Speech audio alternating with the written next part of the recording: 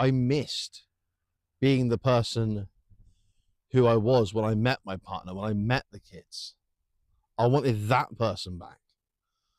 And I had no idea how to get there.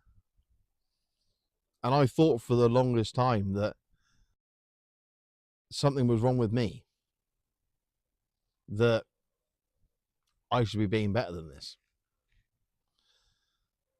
And actually, what it came down to, what I realized later, was that I hadn't changed. But if you think about it this way, if you're used to a certain life, a certain lifestyle, right? Let's say that you're, early 20s, you've got a partner, you rent a flat, you work full time, she works full time, you have the evenings to yourself, the weekends to yourself, you go off on holidays when, there's a bank holiday weekend, and you have a social life, and you have all of these different things going on, but none of it's really that stressful. And even if it is, it doesn't matter if it follows you around, because you don't have much in the way of things weighing you down all the time.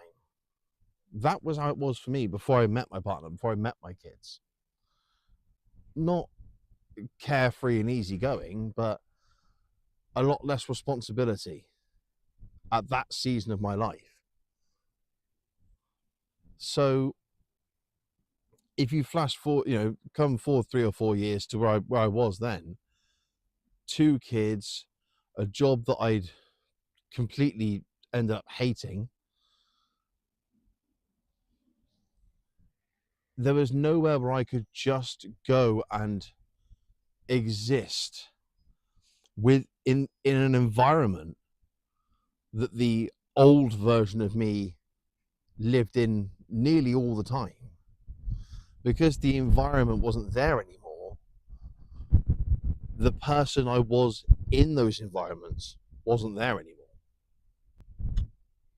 And it made it really hard, because once you lose access to the person you were, you lose access to the environment where you can be that person again. How do you move on from that? What I found was that you don't move on from it. You never forget the person you were. You'll always, to some extent, miss being that person, miss being able to access that version of yourself that you want to be.